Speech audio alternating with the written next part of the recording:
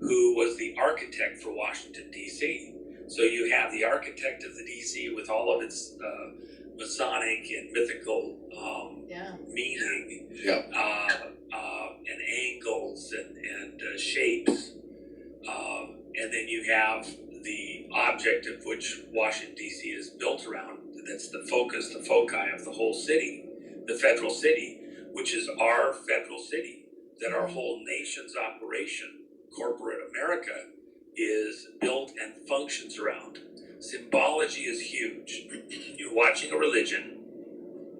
These are religious symbols, and your country's operation is based on the myths and the ideas behind these symbols out across the country and to the world. Wow. Unfortunately, yes. Do you know what time they swore him in, Obama? Oh yeah, they swore him in at 7:30 p.m., which is what?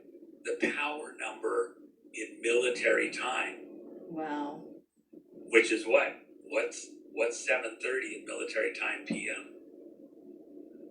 1930. It's a million times. The power number is 19. The other physics is based around 19.47, which when it's rounded up is 19.5 and rounded down is 19. Why do they call it a particular disease,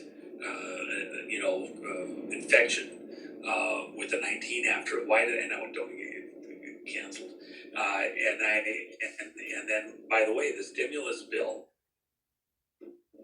for the country that was already passed was 1.9 trillion. Well, the decimal doesn't mean anything, so it's 1.9 trillion. Again, the power number that relates to the other physics. You're watching a religion, and all these players that look like they're just arguing over this, or they're trying to adjust and do stuff, they're doing it with symbolic references, even in the numbers they use.